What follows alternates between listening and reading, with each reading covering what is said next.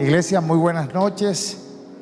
Vamos a preparar nuestro corazón y nuestra mente para seguir con nuestra serie acerca de la verdadera iglesia, el fundamento de una iglesia de verdad, de una iglesia sana, de una iglesia cristiana, cristocéntrica, bibliocéntrica. Y muchas veces hay personas que preguntan cómo podemos nosotros distinguir, cómo podemos encontrar o cuáles son las características de una sana iglesia. Y el Señor nos ha venido dando una dirección de 7 pasos importantes para uno poder discernir, para uno poder encontrar las características de una sana iglesia. Y habíamos hablado que una sana iglesia primeramente tiene un fundamento de una sana doctrina. La verdadera iglesia de Cristo está fundamentada en la palabra de Dios, la Escritura. Y por eso es importante que nosotros nos ocupemos en conocer, en discernir, en leer la Escritura, porque realmente cielo y tierra pasará, pero su palabra no pasará. El apóstol Pablo decía en Gálatas que nadie puede cambiar el Evangelio, que ni ángel, ni apóstol, ni nadie podía realmente cambiar el Evangelio, porque el Evangelio ya estaba escrito, ya está revelado. Y nosotros necesitamos entender que ese es el gran tesoro. En la verdad reposa la iglesia. Entonces, lo primero de una iglesia de sana doctrina es una iglesia que está fundamentada en la palabra, en el estudio de la palabra de Dios. Hoy día vemos iglesias donde se habla de historia, se habla de psicología, se habla de motivación, se centra el evangelio de pronto en claves para ganar dinero, para tener amigos. Realmente desenfocan el centro de la Escritura, y realmente la Escritura, la sana doctrina, es la que nos da la claridad, la verdad, la que nos señala a Cristo, la que nos muestra los pasos, los principios, los fundamentos de nuestra fe. Lo segundo, habíamos hablado que una iglesia de sana doctrina, una iglesia verdadera, la iglesia de Cristo, es una iglesia que ama al prójimo, es una iglesia que desarrolla comunidad. El evangelio no es para vivirlo egoístamente, no es solamente llenarme de conocimiento personal, sino que nos invita el Señor a ser parte de una comunidad, que es su cuerpo. Entonces hablamos de la importancia de la comunidad, de servirnos, de conocernos, de amarnos como signo de que somos verdaderamente sus discípulos, el amor que nos tenemos unos a los otros. Y es la importancia de amar a la comunidad, de amar a la iglesia y de amar a las personas como Dios las ama, para que puedan conocer el plan de salvación. Lo tercero, habíamos hablado que es la predicación, pero que tiene como propósito la adoración a Dios, la adoración que damos no solamente en la iglesia, sino con nuestra vida. Lo cuarto, hablamos de la predicación, que es para que la gente conozca, para que sea evangelizada, conozca a Cristo. La predicación de la palabra para que el evangelio llegue a los oídos que no conocen. Y recordábamos Romanos 10, que dice: ¿cómo van a invocar a Jesús si no hay quien les predique de Jesús? ¿Y cómo va a ir alguien a predicarle del evangelio si no ha sido enviado? Y ahí dice: dichosos son los mensajeros, los pies que van a llevar el evangelio de buenas noticias. Y hoy vamos a ocuparnos de la siguiente característica, que es la predicación o la enseñanza que tiene como propósito el discipulado. Hoy la enseñanza se titula El mandato del discipulado, formando discípulos para el reino. Y esta noche es importante que nosotros reflexionemos sobre ese mandamiento, sobre ese mandato que dio Jesús de hacer discípulos. ¿Y cómo podemos nosotros cumplir ese mandato en nuestra vida diaria, en nuestra vida cotidiana, siguiendo la misma enseñanza que nos dio Jesús a sus discípulos en Mateo 28, del 19 al 20, lo que llamamos la Gran Comisión? Dice: por lo tanto, vayan y hagan discípulos de todas las naciones, bautizándolos en el nombre del Padre y del Hijo y del Espíritu Santo.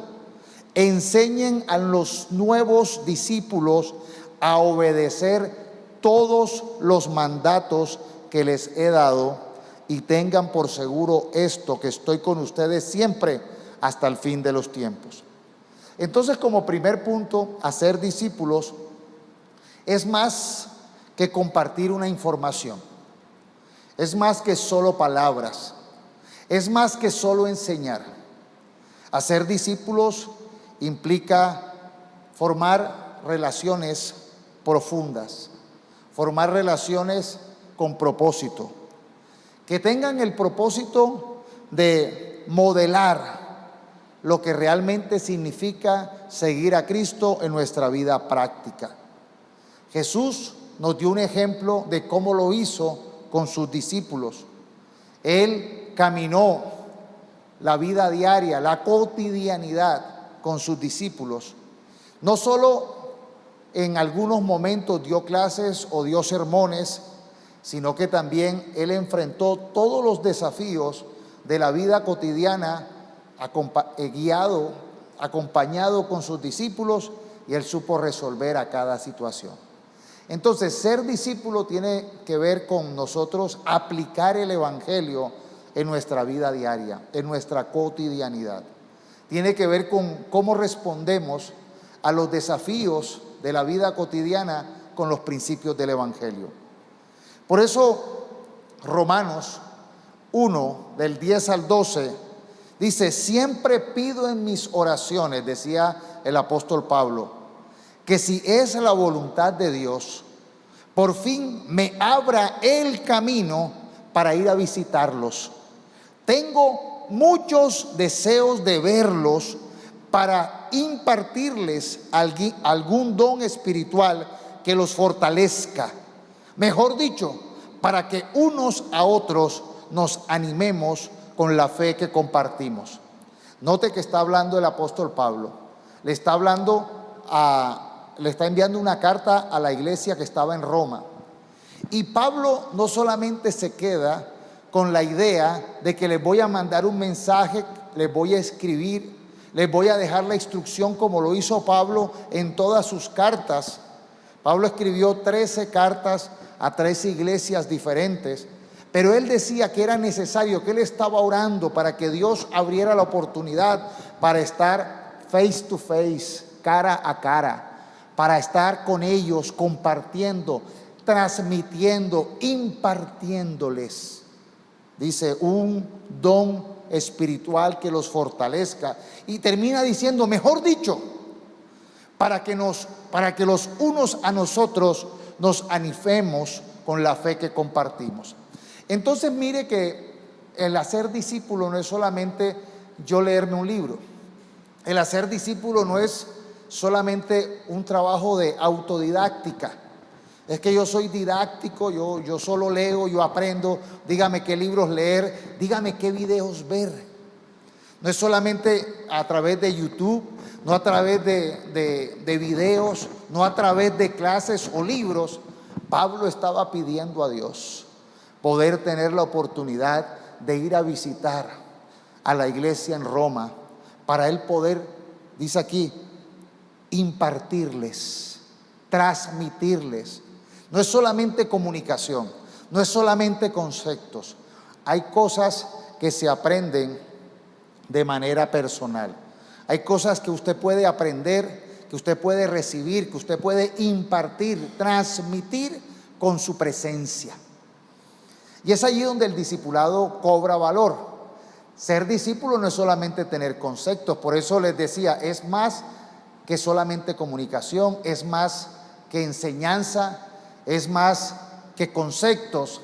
Ser discípulos tiene que ver con la misma actitud que se imparte, que se transmite, que recibimos de Jesús para vivir los desafíos del día a día. Y yo podía imaginarme una ilustración acerca de cómo es ser un discipulador. Y un discipulador es como un instructor de manejo. Recuerdo cuando yo estaba dándole clases de manejo a mis hijos. No sé cuántos de ustedes han dado clases. Un instructor de manejo se sube al carro cuando alguien apenas va a aprender. Y lo primero que uno se da cuenta es que tiene que orar primero. Porque uno se monta en el carro y si se le olvida orar, entonces las ruedas patinan. Empieza el nerviosismo. Los frenos empiezan a fallar. Las luces empiezan a parpadear, empieza a moverse. Todos los sistemas empiezan a funcionar mal. Y uno pregunta, Señor, ¿será que voy a salir vivo de esta experiencia? Realmente el discipulado, uno se monta en el carro a enseñarle a un aprendiz, así como algún día se montaron también a enseñarnos a nosotros. Al principio hay nerviosismo. Al principio, ¿quién nace aprendido? ¿Quién no le da nervio asumir la responsabilidad del timón de la vida? Cuando uno coge un carro, aprende las dimensiones, están los retos, las amenazas, los miedos te albergan. Y si tú estás descontrolado y nervioso, pues por eso es que muchas veces hay personas que hasta para enseñar a manejar necesitan la pedagogía, la instrucción, porque uno va a frenar. Uno a veces cuando uno quiere enseñar a sus hijos, que ahora no es una práctica correcta, ahora hay escuelas de manejo, pero uno queriendo impartir como le impartieron a uno dice, no, mejor ve y paga el curso, que te enseñe a alguien que sí sepa. Y esos carros de enseñanza tienen un freno acá, tienen otra cabrilla, entonces hay más seguridad. Realmente nosotros necesitamos entender que para aprender a ser discípulo de Jesús se necesita transmitir. Hay cosas que se transmiten, hay cosas que se viven, hay cosas que se experimentan. No es solamente reglas, no es solamente principios, no es solamente son leyes. Sí me estoy comunicando. Se necesita experimentar. Que la persona decida realmente abrir su corazón a Jesús, experimentar su fe, aprender a creer cuando sus ojos y las circunstancias dicen que no, aprender a decir, bueno, mis ojos dicen que no, las circunstancias parecen adversas, pero yo voy a experimentar en el Dios que me dice que sí lo puedo hacer, en el Dios que me habla, que está por encima de las circunstancias. Realmente allí es prender la fe, tomar las riendas de la fe y empezar a maniobrar. Y uno al lado, tranquilo, no te vas a estrellar, tranquilo, Dios te va a dirigir. Aprende a caminar en la fe depositada en el Dios de lo sobrenatural.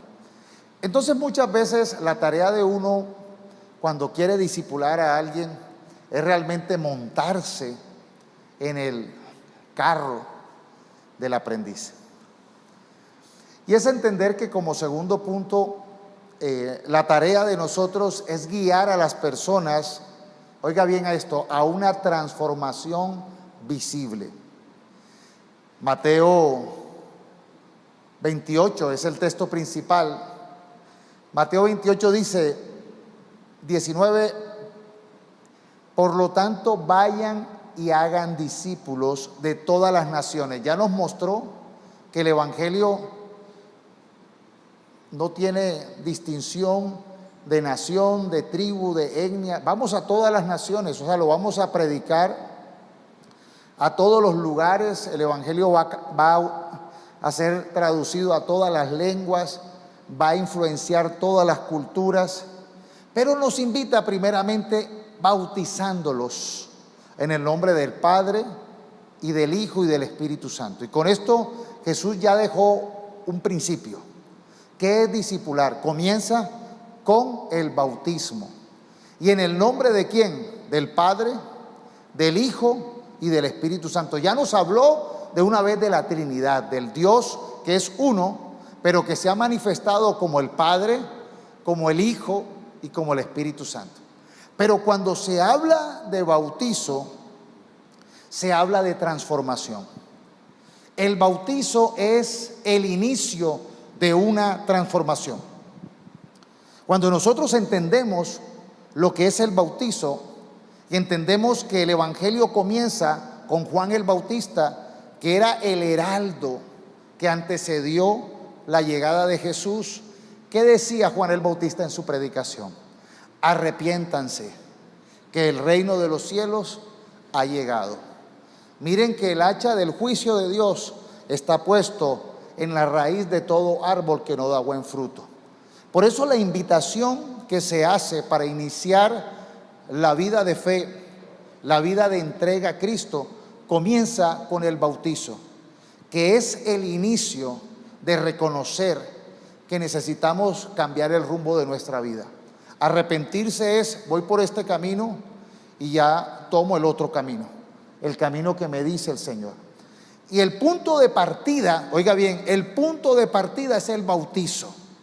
El bautizo refleja mi convicción, mi deseo de comenzar una nueva vida con Jesús. Y la ilustración que me venía a la mente es cuando las personas se matriculan en un gimnasio.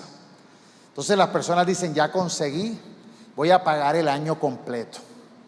Ya pagué el año completo, ya hice la transacción, ya me dan la tarjetica que dice: eres miembro de tal gimnasio, puedes venir todas las veces que quieras, tienes el derecho a usar todos los servicios. Y tú dices: ya tengo el gimnasio, ya voy a coger fuerza, a coger musculatura, a coger disciplina, voy a bajar ciertos kilos. Pero yo puedo matricularme, pero si no voy más al gimnasio, si solamente me tomo la foto y me dan el carnet, si creo que eso es el punto final. No, ese es el punto inicial. El bautizo nos garantiza, el concepto del bautizo es: iniciaste una nueva vida de transformación. Entonces, ser discípulo de Jesús comienza con la premisa del bautizo. El bautizo es parte fundamental porque representa morir a la antigua manera de vivir y nacer de nuevo en Cristo. Por eso a mí me gusta mucho cuando bautizo a las personas, sumergirlas, hundirlas todas, porque es como si tú te enterraras y salieras a una nueva vida. Mueres a tu antigua manera de ser, a tu antigua manera de vivir. Por eso dice Romanos 6:4: por tanto, mediante el bautizo fuimos sepultados con Él, con Jesús, en su muerte, de modo que así como Cristo resucitó por el glorioso poder del Padre, también nosotros andemos en una vida nueva. Entonces Jesús dijo: van a comenzar, ¿cómo van a comenzar a ser discípulos? Enseñándoles el bautizo, llevándolos al bautizo, pero enseñándoles la connotación de lo que es el bautizo. Que el bautizo es un cambio de rumbo, un deseo de morir a mi antigua manera de vivir y nacer a una nueva en Cristo Jesús, resucitado para nuevas obras, resucitado para nuevas oportunidades. Entonces el bautizo no es el proceso final, sino es el comienzo, es el símbolo de un compromiso profundo con Jesús, donde dejamos atrás lo antiguo y decidimos esforzarnos por hacer la voluntad de Dios. Es una transformación interna, es un deseo adulto, es una decisión adulta, libre, autónoma. Por eso nosotros no bautizamos niños, porque nunca en la Escritura hay el reporte del bautizo de un niño. Siempre se habla de personas adultas que toman una decisión consciente, que toman una decisión donde dicen: yo quiero cambiar, yo quiero nacer de nuevo, yo quiero comenzar un nuevo proceso con Jesús y me voy a esforzar por ser un discípulo de Cristo. Entonces, como les decía, inscribirse en un gimnasio es una buena labor, pero no es el final. Hay que asistir, hay que entrar en el proceso de la disciplina y la transformación. Ya no seguimos nuestras propias pasiones pecaminosas, sino que buscamos agradar a Dios en cada área de nuestra vida. Por eso el discipulado no solamente es enseñar, sino es guiar a las personas a una transformación. El bautizo representa una nueva vida en Cristo. Es un paso público donde no me da pena decir: yo decido seguir a Jesús. Ya quiero tener testigos que se den cuenta que ya mi vida pasada quedó atrás, mi vida pecaminosa. Es también comprometerme con una comunidad.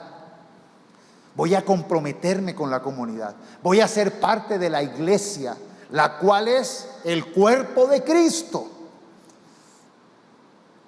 El discipulado también guía a las personas a ser parte de la familia de creyentes, a integrarse a la familia de Dios, que es la iglesia.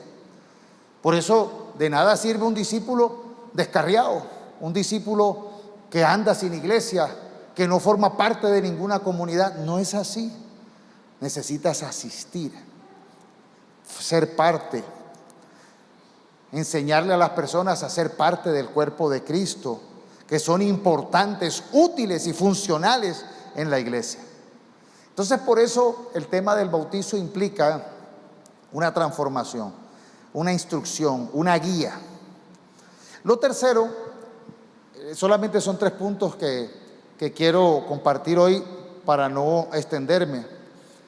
Entonces, vamos a repasar. Primero, hacer discípulos es más que palabras, es más que compartir información o que enseñar doctrina.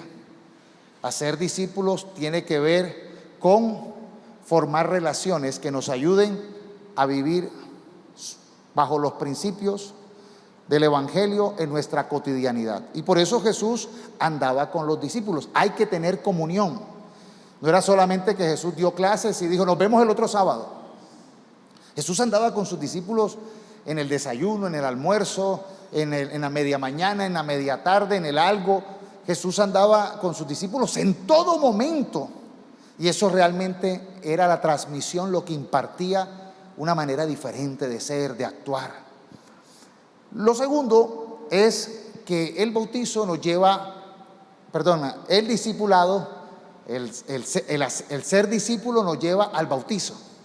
Y en el bautizo entendemos que es un paso de inicio hacia una transformación. Morimos a nuestra antigua manera de vivir y resucitamos en Cristo para ser parte de su iglesia, para ser útiles, para ser personas que cumplen y hacen la voluntad de Dios. Y tercero y último, es más que enseñar, es obedecer, o enseñar a obedecer.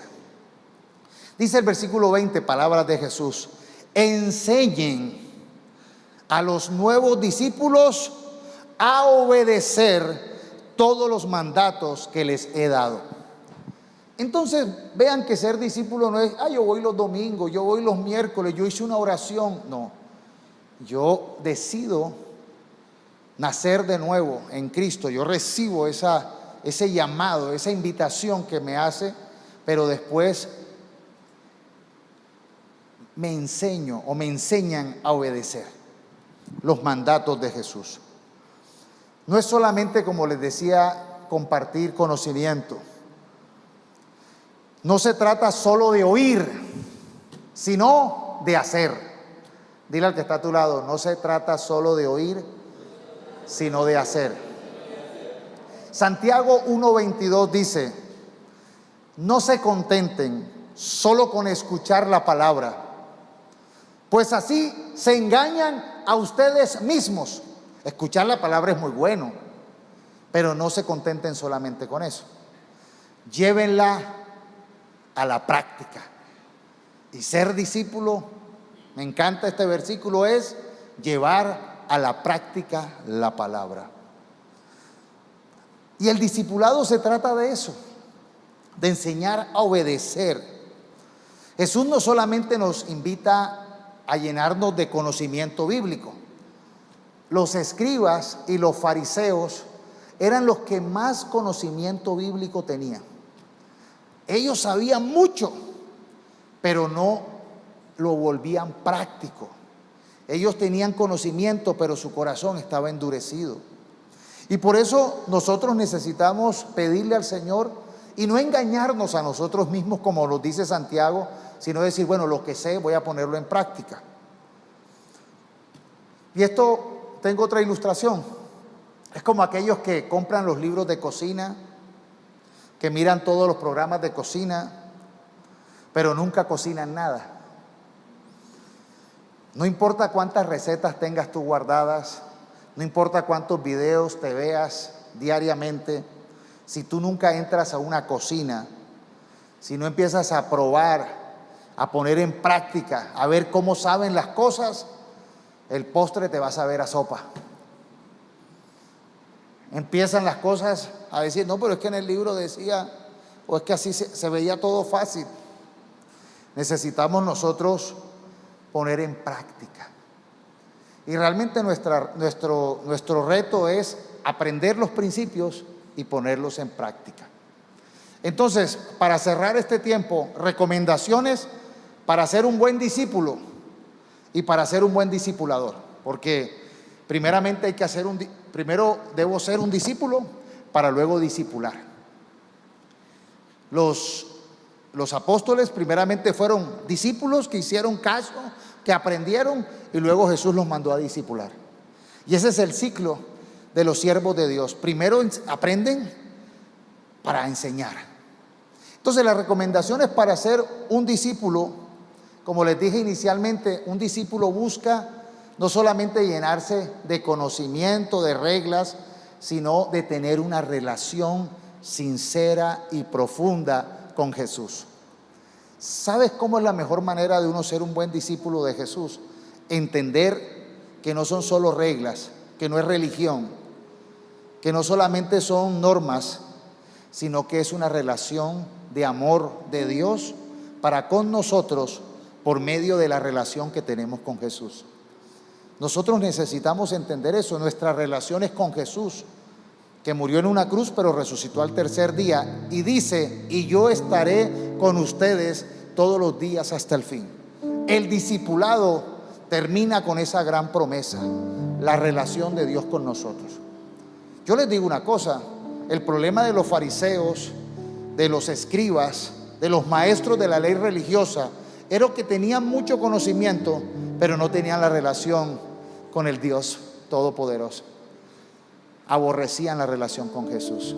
¿De qué sirve tener conocimiento? Que no es que sea malo, pero lo primero es, yo aprendo a relacionarme con Jesús de una manera profunda. Y también aprendo a relacionarme con la iglesia. Pablo decía, yo estoy pidiéndole a Dios la oportunidad de ir a compartir con ustedes, a impartirles un don, pero también unos a otros recibir esa bendición. Nosotros necesitamos aprender de nuestros hermanos, de cómo ellos han aplicado, de cómo el Espíritu Santo los ha guiado para ellos aplicar el Evangelio en su vida, en su cotidianidad. Por eso es importante que nosotros como discípulos tengamos una buena relación con el que nos discipula. Preguntar, ver, mirar cómo es la fe, mirar cómo uno aprende. ¿Cuántos aquí aprendieron a manejar primeramente viendo?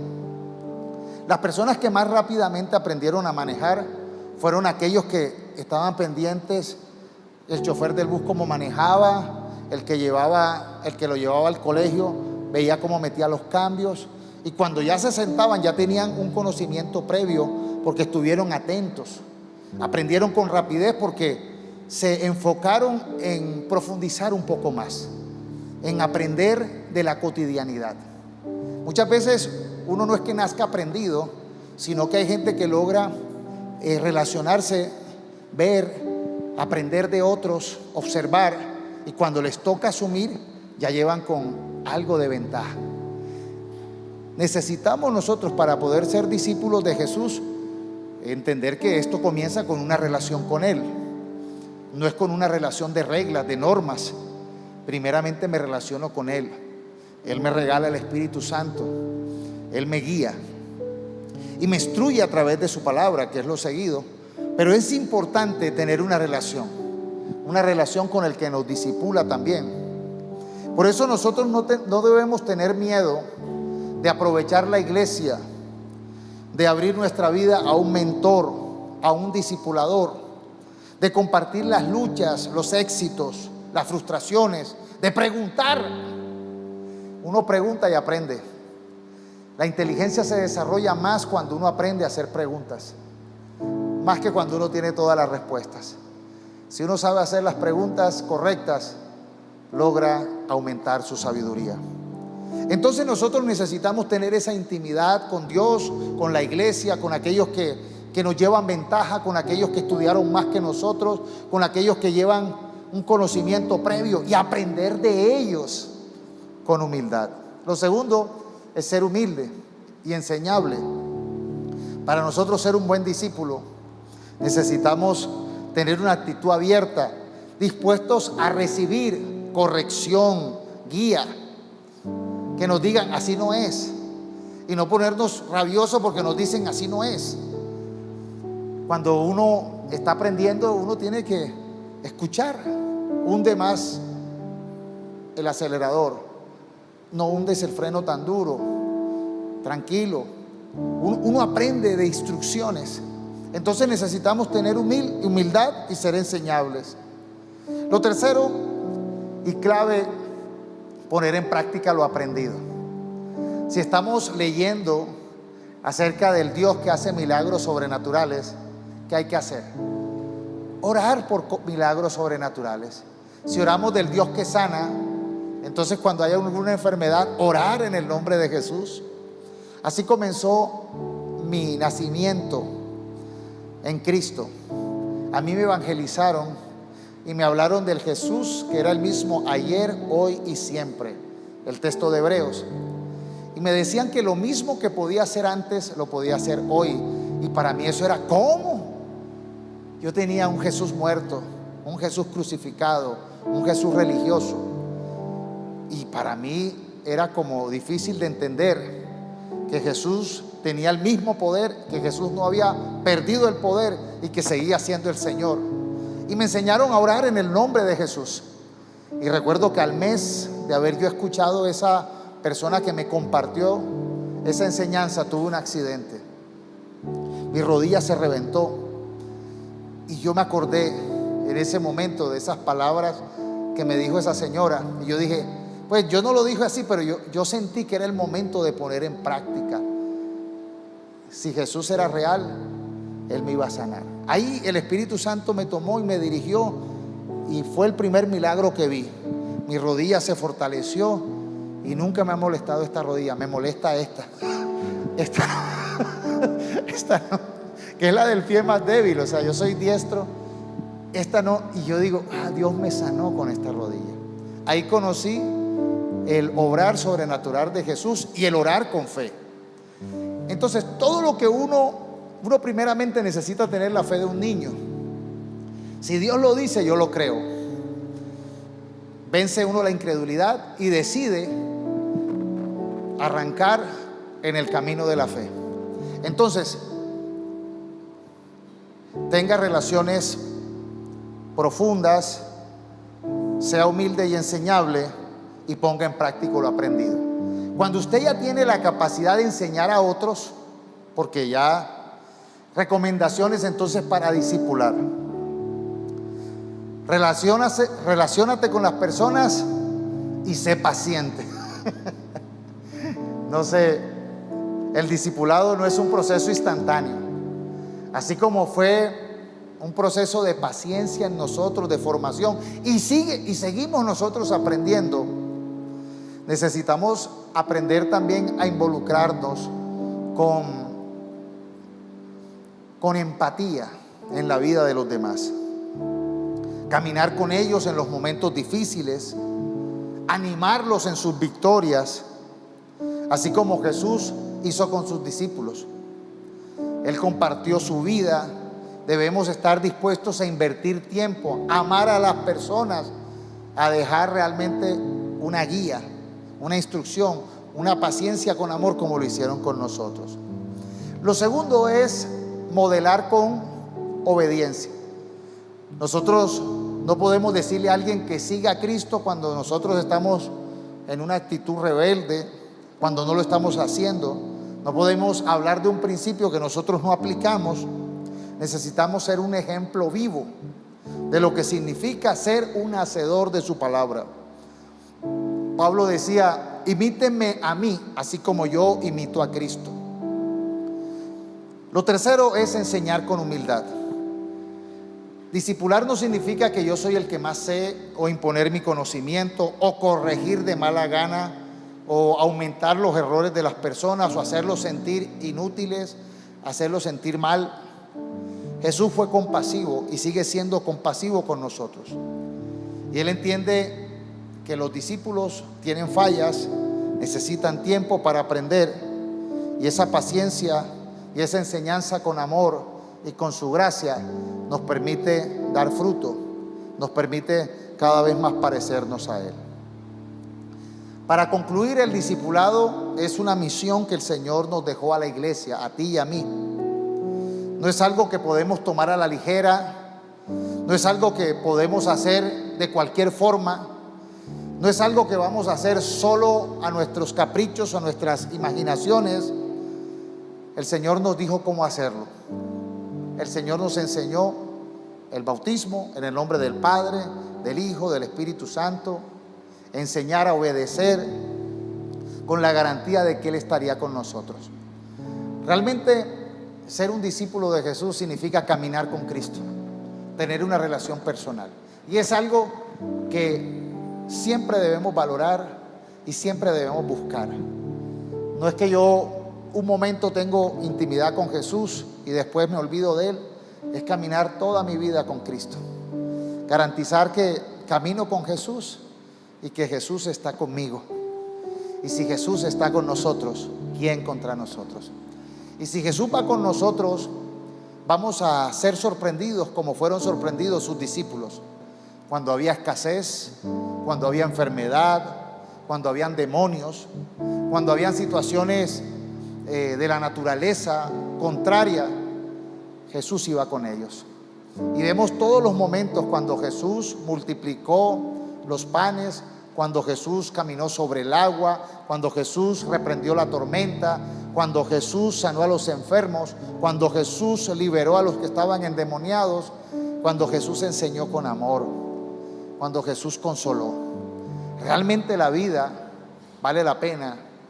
Lo más espectacular que podemos tener es que nuestra vida esté con Jesús, con el Jesús resucitado, con el Jesús verdadero, y que nosotros podamos dejarle esta enseñanza, esta guía a otras personas. Es lo más hermoso, es lo que el Señor quiere que hagamos. El amor de Dios nos permitió a través de Jesús poder estar en la comunión con el Padre, con el Hijo y con el Espíritu Santo. Y ese es un regalo que nos dio Jesús, pero no es un regalo solamente para nosotros, para el mundo, para el que crea. Nuestra tarea es compartirle al mundo, y no solamente compartirle, sino que guiarlos a que vivan una vida de transformación, a una vida de obediencia, a una vida de que experimenten el relacionarse con Él todos los días hasta el fin, y en la eternidad nos gocemos con Él en su presencia. Amén. Padre, yo te doy gracias por tu palabra. Gracias, Señor, porque una iglesia sana es una iglesia que decide seguirte, ser discípulo, ser obediente. Te pido que nos ayudes a ser verdaderos discípulos y a ser buenos discipuladores, que podamos nosotros recibir, aplicar y compartir. Yo te pido que levantes en nosotros ese espíritu de obedecer, esa actitud de amor por el prójimo, que podamos nosotros desarrollar una fe verdadera, una relación cada vez más íntima, más profunda contigo, con la iglesia, y que podamos guiar a otros, Señor, al camino de la salvación, al camino de la eternidad, al camino de conocerte. Te pido, Señor, que tu bendición nos acompañe siempre y que podamos ser una iglesia que da mucho fruto, en el nombre de Jesús. Amén y amén.